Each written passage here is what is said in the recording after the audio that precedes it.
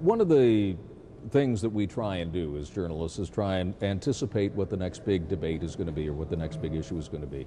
You know, I was just talking to Colin Robertson and Paul Workman down in Washington, our latest casualty in Afghanistan, a young fellow from the Princess Pats, and he was there mentoring the Afghan Army. Now, this is a role that we say that we're going to do after combat operations are over in 2011. That's we're going to train the Afghan Army. But we've just seen that if you train the Afghan Army, our guys are still going to get killed. I mean, you know, at what point are we going to have a real debate about 2011? Yeah. Well, first of all, if you're in southern Afghanistan, the threat is very real and will still be there in 2011. They will be trying to attack and kill anybody from the international community there and Afghan security forces. And if you are in the middle of that dynamic, you are going to be into fighting. You simply cannot sit back into a base camp, hide away and never move. But first of all, you cannot do any work. And secondly, you have now given the initiative completely to the Taliban, who are trying to kill you.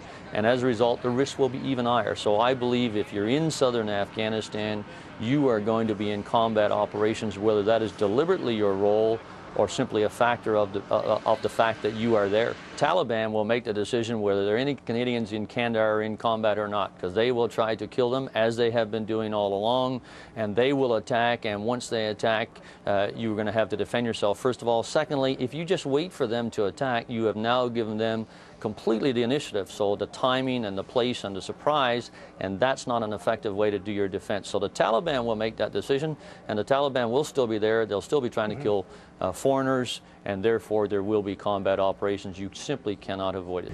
Canadians have it in their minds that a 2011 pullout means that people aren't going to be dying in Afghanistan anymore, and it's going to take a very brave government and a political party to bring them face to face with the reality that a continued presence there means putting Canadians in harm's way.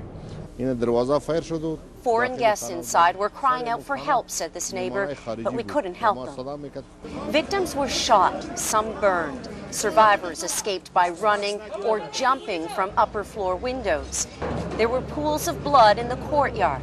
A Canadian suffered a leg injury. Security at the guest house wasn't known to be heavy, but how this could happen, nobody knows.